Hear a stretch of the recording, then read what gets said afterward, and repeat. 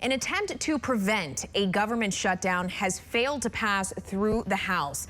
The House voted 198 to 232 against a short-term funding bill that would have prevented a shutdown. The House and Senate still have until midnight tomorrow to avert a shutdown, but with the deadline approaching, it's not looking good. The U.S. government started notifying federal employees that a shutdown may be imminent. We have team coverage this afternoon. Our Deputy Political Director, Joe St. George, is standing by with analysis of the latest developments, but I want to start with congressional correspondent Nathaniel Reed. Nate, moments ago, the House failed to pass a short-term bill. What happens now?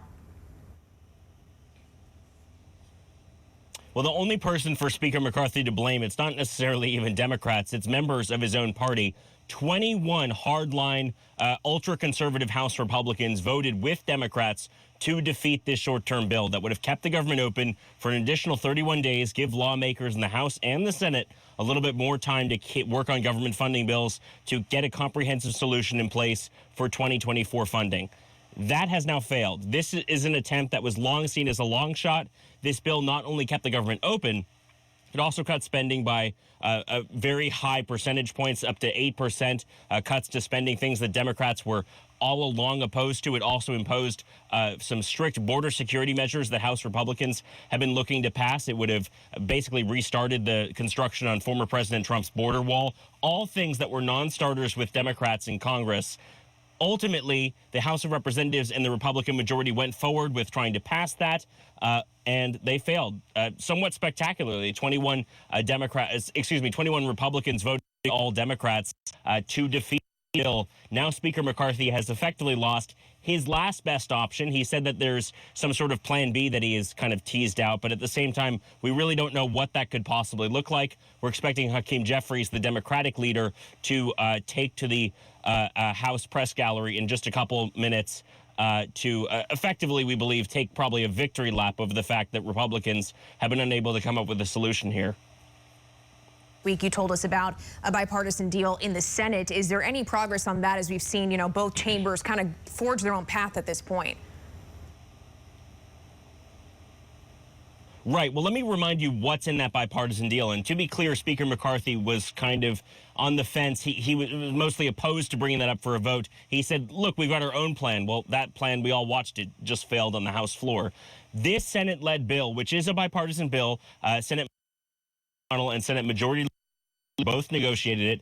It would extend government funding through November 17th, just before Thanksgiving. Also provide nearly $6 billion in additional disaster relief, something the White House has been pushing for, and an additional $6.2 billion in aid to Ukraine. Now, before you get excited about this and think that this could be the magic bullet, there's a couple of caveats here. For one, Speaker McCarthy has already said that he wouldn't put it up for a vote.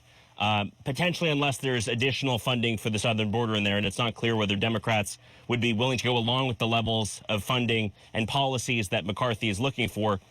And number two, the next vote on that bill, the next procedural vote, if you will, on that bill, isn't happening until tomorrow, Saturday at noon. So basically, a government shutdown will...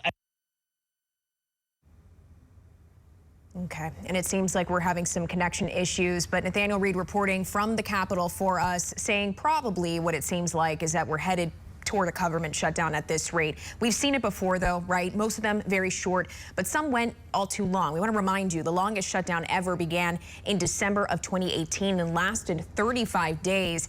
In that case, then President Trump refused to sign the bill on his desk. So Congress moved it forward, but he didn't want to sign it because he didn't include funding that he wanted for his border wall. That shutdown passed the previous record of 21 days, which happened when then President Clinton was in a budget battle with a Republican-controlled House and Senate. With that context there, Deputy Political Director Joe St. George joins us live now from Washington. And I want to get to the potential timing of this, Joe, but I want to start before that with what this all means for Speaker McCarthy and any negotiations, up ahead with the Senate.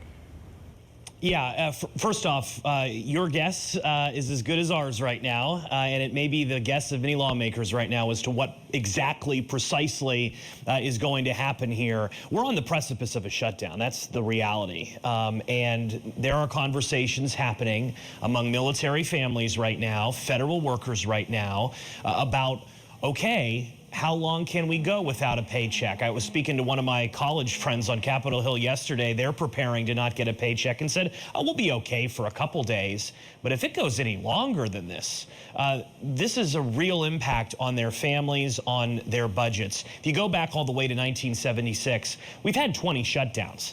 That's an average shutdown every 2 to 3 years. The average length, give or take, 7 to 8 days for a shutdown. Yes, the longest shutdown happens to have been the most recent shutdown, late 2018, early 2019. Many of these shutdowns over the years, though, have been about big political issues that have rallied their base. Democrats in late 2018, they were comfortable participating in a shutdown because they didn't want former President Trump to have a border wall. In 2013, Republicans were comfortable shutting down the government because they wanted to restrict the Affordable Care Act. There are questions out today about what this shutdown is really about, or what this would be about if it actually happens come late Saturday night, early Sunday morning. The American Enterprise Institute, the Washington Post calling it, is this the Seinfeld shutdown, the shutdown potentially about nothing? So what happens now? Conversations, obviously, with Speaker McCarthy, his top deputies, about where we go from here. Remember, there's a lot of politics here. If the Senate CR, the Senate version of a bill to keep this government open, would go over to the House, lawmakers have told Scripps News in the last 48 hours or so that would pass by an overwhelming majority. But if that ever made it to the floor, at least right now, Speaker McCarthy could lose his job as Speaker in the process. So there's a lot at play here, Lauren, as we chat on this Friday afternoon, but certainly a lot of conversations with federal workers and military families about potentially not having a paycheck soon. Yeah, a lot of political, but really more importantly, how this impacts Americans, as you're mentioning there. Joe St. George, live in Washington for us. Thank you very much.